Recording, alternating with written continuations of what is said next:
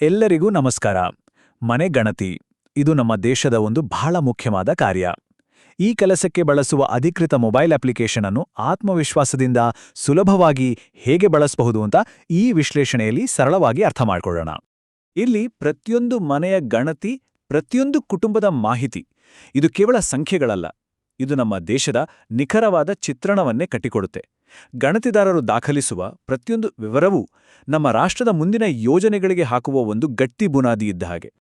ಹಾಗಿದ್ರೆ ಈ ಸಂಪೂರ್ಣ ಪ್ರಕ್ರಿಯೆಯನ್ನ ನಾವು 6 ಮುಖ್ಯ ಹಂತಗಳಾಗಿ ವಿಂಗಡಿಸಿದ್ದೇವೆ. ಬನ್ನಿ ಒಂದೊಂದಾಗಿ ನೋಡೋಣ.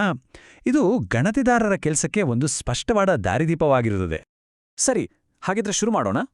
ಮೊದಲಿಗೆ ಆಪ್ನಲ್ಲಿ ಒಂದು ಹೊಸ ಕಟ್ಟಡ ಮತ್ತು ಮನೆಯ ಮಾಹಿತಿಯನ್ನ ಹೇಗೆ ದಾಖಲಿಸೋದು ಅನ್ನೋದನ್ನು ನೋಡೋಣ. ಇದರಲ್ಲಿ ಮೊದಲ 3 ಪ್ರಶ್ನೆಗಳು ತುಂಬಾ ಮುಖ್ಯವಾಗ್ತವೆ. ಕೆಲಸ ಶುರು ಮಾಡಿದ ತಕ್ಷಣ ಮೊದಲನೇ ಪ್ರಶ್ನೆ ಅಂದ್ರೆ ಸಾಲಿನ ಸಂಖ್ಯೆ. ಇದನ್ನ ಆಪ್ ತಾನಾಗೇ ಜನರೇಟ್ ಮಾಡುತ್ತೆ. ಆಮೇಲೆ ಲೇಔಟ್ ನಕ್ಷೆಯಲ್ಲಿರೋ ಕಟ್ಟಡದ ಸಂಖ್ಯೆಯನ್ನ ನಮೂದಿಸಬೇಕು. ಇನ್ನು ಮನೆ ಸಂಖ್ಯೆ ಕೂಡ 1ರಿಂದ ಆಟೋಮ್ಯಾಟಿಕ್ ಆಗಿ ಶುರುವಾಗುತ್ತೆ. ಸೊ ಆರಂಭಿಕ ಹಂತ ತುಂಬಾನೇ ಸುಲಭ. ಸರಿ, ಇಲ್ಲಿ ಒಂದು ಇಂಟ್ರೆಸ್ಟಿಂಗ್ ಪಾಯಿಂಟ್ ಇದೆ. ಒಂದು ಕಟ್ಟಡವನ್ನ ಮೊದಲ ಬಾರಿಗೆ ದಾಖಲಿಸುವಾಗ ಹೊಸ ಅಥವಾ ನ್ಯೂ ಬಟನ್ ಬಳಸಬೇಕು. ಅದೇ ಕಟ್ಟಡದಲ್ಲಿ 2ನೇ 3ನೇ ಮನೆ ಸಿಕ್ಕರೆ ಆಗ ಪುನರಾವರ್ತನೆ ಅಥವಾ ರಿಪೀಟ್ ಬಟನ್ ಬಳಸಬೇಕು. ಇದನ್ನ ಸರಿಯಾಗಿ ಗಮನದಲ್ಲಿಟ್ಕೊಳ್ಳೋದು ತುಂಬಾ ಮುಖ್ಯ. ಇಲ್ಲದಿದ್ರೆ ಲೆಕ್ಕಾಚಾರ ತಪ್ಪಾಗೋ ಸಾಧ್ಯತೆ ಇದೆ. ಮನೆಯನ್ನ ದಾಖಲಿಸಿದ ತಕ್ಷಣ ಆಪ್ ಒಂದು ಬಹಳ ಮುಖ್ಯವಾದ ಪ್ರಶ್ನೆಯನ್ನ ಕೇಳುತ್ತೆ. ಈ ಪ್ರಶ್ನೆಗೆ ಸಿಗುವ ಉತ್ತರ ನಮ್ಮ ಮುಂದಿನ ಕೆಲಸದ ದಾರಿಯನ್ನೇ ನಿರ್ಧರಿಸುತ್ತೆ. ಇದೊಂದು ರೀತಿ ಕವಲು ದಾರಿ ಇದ್ದಾಗೆ. ಆ ಪ್ರಶ್ನೆ ಏನಂದ್ರೆ, ಈ ಕುಟುಂಬದವರು ಸ್ವಯಂ ಗಣತಿ ಮಾಡಿದ್ದಾರಾ ಅಂತ. ಇದನ್ನ ಮನೆಯವರ ಹತ್ರ ನೇರವಾಗಿ ಕೇಳಲೇಬೇಕು. ಯಾಕಂದ್ರೆ ಅವರ ಉತ್ತರ ಹೌದು ಅಥವಾ ಇಲ್ಲ ಅನ್ನೋದರ ಮೇಲೆ ಆಪ್ನೊಳಗಿನ ಇಡೀ ಪ್ರಕ್ರಿಯೆನೇ ಬದಲಾಗುತ್ತೆ. ಅವರು ಹೌದು ಅಂತ ಹೇಳಿದ್ರೆ ಕೆಲಸ ತುಂಬಾ ಸುಲಭ. ಅವರು ಕೊಟ್ಟ ಸ್ವಯಂ ಗಣತಿ ಐಡಿ ಬಳಸಿ ಮೊದಲೇ ತುಂಬಿರೋ ಡೇಟಾವನ್ನ ಕೇವಲ ಪರಿಶೀಲಿಸಿದ್ರೆ ಸಾಕು. ಒಂದು ವೇಳೆ ಇಲ್ಲ ಅಂದ್ರೆ ಆಗ ನಾವು ಪ್ರಶ್ನೆ 4ರಿಂದ ಶುರು ಮಾಡಿ ಪೂರ್ತಿ ಸಂದರ್ಶನ ಮಾಡಿ ಎಲ್ಲ ಮಾಹಿತಿಯನ್ನ ನಾವೇ ತುಂಬಬೇಕಾಡುತ್ತೆ. ಸರಿ, ಕುಟುಂಬದವರು ಹೌದು, ನಾವು ಸ್ವಯಂ ಗಣತಿ ಮಾಡಿದ್ದೇವೆ ಅಂತ ಅನ್ಕೊಳ್ಳೋಣ. ಆಗ ಏನ್ ಮಾಡ್ಬೇಕು? ಮೊದಲು ಮನೆಯ ಬಳಕೆಯನ್ನ ಅಂದ್ರೆ ವಸತಿಗಾ ಅಥವಾ ಬೇರೆ ಉದ್ದೇಶಕ್ಕ ಅಂತ ಆಯ್ಕೆ ಮಾಡಬೇಕು. ಆಮೇಲೆ ಅವರು ಕೊಟ್ಟ ಸ್ವಯಂ ಗಣತಿ ಐಡಿ ನಮೂದಿಸಬೇಕು.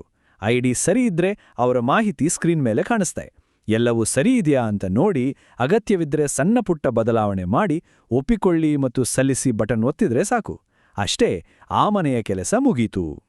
ಒಂದು ವೇಳೆ ಉತ್ತರ ಇಲ್ಲ ಅಂತ ಬಂದ್ರೆ ಆಗ ನಮ್ಮ ಪೂರ್ಣ ಪ್ರಮಾಣದ ಗಣತಿ ಕೆಲಸ ಶುರುವಾಗತ್ತೆ. ಇದರ ಮೊದಲ ಭಾಗದಲ್ಲಿ ನಾವು ಆ ಮನೆಯ ಭೌತಿಕ ವಿವರಗಳನ್ನ ದಾಖಲಿಸಬೇಕಾಗತ್ತೆ. ಅಂದ್ರೆ ಆ ಮನೆ ಯಾವುದರಿಂದ ಕಟ್ಟಲ್ಪಟ್ಟಿದೆ ಅನ್ನೋದು. ಅಂದ್ರೆ ಪ್ರಶ್ನೆ 4, 5 ಮತ್ತು 6ರಲ್ಲಿ ಮನೆಯ ನೆಲ, ಗೋಡೆ ಮತ್ತೆ ಮೇಲ್ಛಾವಣಿ ಯಾವುದರಿಂದ ಮಾಡಲ್ಪಟ್ಟಿದೆ ಅಂತ ದಾಖಲಿಸಬೇಕು. ಇಲ್ಲಿ ಗಮನಿಸಬೇಕಾದ ಅಂಶ ಅಂದ್ರೆ ಅತಿ ಹೆಚ್ಚು ಜಾಗದಲ್ಲಿ ಯಾವ ಸಾಮಗ್ರಿ ಬಳಸಿದಾರೋ ಅದನ್ನೇ ನಮೂದಿಸಬೇಕು.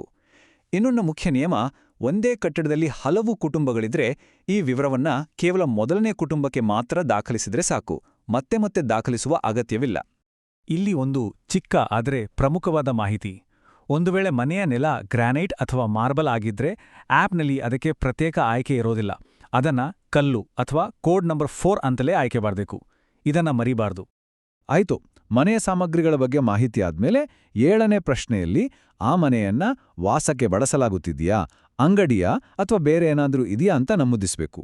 8ನೇ ಪ್ರಶ್ನೆಯಲ್ಲಿ ಮನೆಯ ಸ್ಥಿತಿ ಹೇಗಿದೆ, ಅಂದ್ರೆ ಉತ್ತಮವಾಗಿದೆಯಾ, ವಾಸಿಸಲು ಯೋಗ್ಯವಾಗಿದೆಯಾ ಅಥವಾ ಶಿಥಿಲವಾಗಿದೆಯಾ ಅಂತ ತಿಳಿಸಬೇಕು. ಮನೆಯ ಭೌತಿಕ ವಿವರಗಳನ್ನ ದಾಖಲಿಸಿದ ನಂತರ ನಾವು ಗಣತಿಯ ಅತ್ಯಂತ ಮುಖ್ಯ ಭಾಗಕ್ಕೆ ಬರ್ತೇವೆ. ಅದುವೇ ಕುಟುಂಬದ ಬಗ್ಗೆ ಮಾಹಿತಿ ಸಂಗ್ರಹಿಸುವುದು. ಅಂದ್ರೆ ಆ ಮನೆಯಲ್ಲಿ ವಾಸಿಸುವ ಜನರ ವಿವರಗಳು. ಇಲ್ಲಿ ಕುಟುಂಬದ ಮುಖ್ಯಸ್ಥರು ಯಾರು ಅಂತ ಕೇಳುವಾಗ ಒಂದು ವಿಷಯ ನೆನಪಿನಲ್ಲಿಡಬೇಕು. ಮುಖ್ಯಸ್ಥರು ಅಂದ್ರೆ ಮನೆಯಲ್ಲಿರೋ ಹಿರಿಯ ಗಂಡಸೇ ಆಗ್ಬೇಕಂತಿಲ್ಲ. ಮನೆಯ ಜವಾಬ್ದಾರಿ ಹೊತ್ತು ಮುಖ್ಯ ನಿರ್ಧಾರಗಳನ್ನು ಯಾರು ತೆಗೆದುಕೊಳ್ತಾರೋ ಅವರೇ ಮುಖ್ಯಸ್ಥರು. ಅವರು ಮನೆಯ ಕಿರಿಯ ಸದಸ್ಯರಾಗಿರ್ಬೋದು ಅಥವಾ ಯಾವುದೇ ಲಿಂಗದವರಾಗಿರ್ಬೋದು. ಈ ವ್ಯಾಖ್ಯಾನ ತುಂಬಾ ಪ್ರಗತಿಪರವಾಗಿದೆ. ಧರ್ಮ ಮತ್ತು ಜಾತಿಯ ಬಗ್ಗೆ ಮಾಹಿತಿ ಕೇಳುವಾಗ ಒಂದು ನಿರ್ದಿಷ್ಟ ನಿಯಮವಿದೆ. ಕುಟುಂಬವು ಪರಿಶಿಷ್ಟ ಜಾತಿಗೆ ಅಂದ್ರೆ ಎಸ್ಸಿಗೆ ಸೇರಿದ್ದಾದರೆ ಅವರ ಧರ್ಮ ಹಿಂದೂ, ಸಿಖ್ ಅಥವಾ ಬೌದ್ಧ ಈ 3ರಲ್ಲಿ ಒಂದಾಗಿರಲೇಬೇಕು. ಆದರೆ ಕುಟುಂಬವು ಪರಿಶಿಷ್ಟ ಪಂಗಡ ಅಂದ್ರೆ ಎಸ್ಟಿಗೆ ಸೇರಿದ್ರೆ ಅವರು ಯಾವುದೇ ಧರ್ಮದವರಾಗಿರಬಹುದು. ಈ ನಿಯಮವನ್ನ ಪಾಲಿಸುವುದು ಕಡ್ಡಾಯ. 15ನೇ ಪ್ರಶ್ನೆ, ಮನೆಯಲ್ಲಿ ಎಷ್ಟು ಕೋಣೆಗಳಿವೆ ಅಂತ. ಇಲ್ಲಿ ಕೋಣೆ ಅಂದ್ರೆ ಏನು ಅನ್ನೋದನ್ನು ಸ್ಪಷ್ಟವಾಗಿ ಅರ್ಥ ಮಾಡಿಕೊಳ್ಬೇಕು. ವಾಸದ ಕೋಣೆ, ಮಲಗುವ ಕೋಣೆ, ಊಟದ ಕೋಣೆ, ಸ್ಟಡಿ ರೂಮ್ ಇವೆಲ್ಲ ಕೋಣೆ ಅಂತ ಪರಿಗಣಿಸಲಾಗುತ್ತೆ. ಆದರೆ ಅಡುಗೆ ಮನೆ, ಸ್ನಾನಗೃಹ, ಟಾಯ್ಲೆಟ್, ಸ್ಟೋರ್ ರೂಮ್ ಅಥವಾ ವರಾಂಡವನ್ನ ಕೋಣೆಗಳ ಲೆಕ್ಕಕ್ಕೆ ಸೇರಿಸಬಾರ್ದು. ಸರಿ, ಕುಟುಂಬದ ಬಗ್ಗೆ ಮಾಹಿತಿ ಸಂಗ್ರಹಿಸಿದ ಮೇಲೆ ನಾವು ಮುಂದಿನ ಭಾಗಕ್ಕೆ ಹೋಗೋಣ. ಸೌಲಭ್ಯಗಳು ಮತ್ತು ಆಸ್ತಿಗಳ ವಿವರ. ಇದು ಕೇವಲ ಒಂದು ಪ್ರಶ್ನಾವಳಿಯಲ್ಲ. ದೇಶದ ಜನರ ಜೀವನ ಮಟ್ಟ ಹೇಗಿದೆ ಅಂತ ಅರ್ಥ ಮಾಡ್ಕೊಳ್ಳಲು ಇದು ತುಂಬಾ ಸಹಾಯ ಮಾಡುತ್ತೆ. ಈ ಡೇಟಾ ಆಧಾರದ ಮೇಲೆನೇ ಸರ್ಕಾರ ಹೊಸ ಯೋಜನೆಗಳನ್ನ ಜಾರಿಗೆ ತರುತ್ತೆ.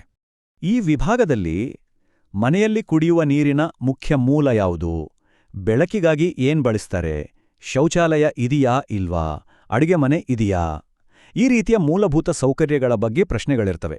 ಮೂಲ ಸೌಕರ್ಯಗಳ ಜೊತೆಗೆ ಕುಟುಂಬದ ಹತ್ತಿರ ರೇಡಿಯೋ, ಟೆಲಿವಿಷನ್ ಅಥವಾ ಇಂಟರ್ನೆಟ್ ಸೌಲಭ್ಯ ಇದೆಯಾ ಅನ್ನೋ ಮಾಹಿತಿಯನ್ನು ಕೂಡ ಸಂಗ್ರಹಿಸಲಾಗುತ್ತೆ. ಇದು ಆಧುನಿಕ ಜಗತ್ತಿನಲ್ಲಿ ಮಾಹಿತಿ ತಲುಪುವಿಕೆಯನ್ನ ಅಳೆಯಲು ಸಹಾಯ ಮಾಡುತ್ತೆ. ಇಷ್ಟೆಲ್ಲ ಮಾಹಿತಿ ತುಂಬಿದ್ಮೇಲೆ ನಾವು ಕೊನೆ ಹಂತಕ್ಕೆ ಬರ್ತೀವಿ. ಕೆಲವು ವಿಶೇಷ ಸಂದರ್ಭಗಳನ್ನ ಹೇಗೆ ನಿಭಾಯಿಸೋದು ಮತ್ತು ಮಾಹಿತಿಯನ್ನ ಅಂತಿಮವಾಗಿ ಸಬ್ಮಿಟ್ ಮಾಡೋದು ಹೇಗೆ ಅಂತ ಈಗ ನೋಡೋಣ.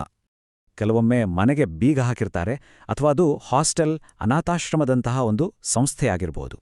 ಇಂತಹ ಸಂದರ್ಭಗಳಿಗಾಗಿ ಆ್ಯಪ್ನಲ್ಲಿ 2 ವಿಶೇಷ ಚೆಕ್ಬಾಕ್ಸ್ಗಳಿವೆ. ಬೀಗ ಹಾಕಲಾಗಿದೆ ಅಂತ ಟಿಕ್ ಮಾಡಿದ್ರೆ ಬೇರೆ ಎಲ್ಲ ಪ್ರಶ್ನೆಗಳನ್ನು ಸ್ಕಿಪ್ ಮಾಡಿ ನೇರವಾಗಿ ಮೊಬೈಲ್ ನಂಬರ್ ಕೇಳುವ ಪ್ರಶ್ನೆಗೆ ಹೋಗುತ್ತೆ. ಅದೇ ರೀತಿ ಸಂಸ್ಥಾರೋಪ ಅಂತ ಟಿಕ್ ಮಾಡಿದ್ರೆ ಕುಟುಂಬ ಸಂಖ್ಯೆ 999 ಅಂತ ತಾನಾಗೇ ತುಂಬಿಕೊಂಡು ಕೆಲವು ಪ್ರಶ್ನೆಗಳ ನಂತರ ಡೇಟಾ ಎಂಟ್ರಿ ನಿಲ್ಲುತ್ತೆ. ಇದರಿಂದ ಸಮಯ ಉಳಿಯುತ್ತೆ.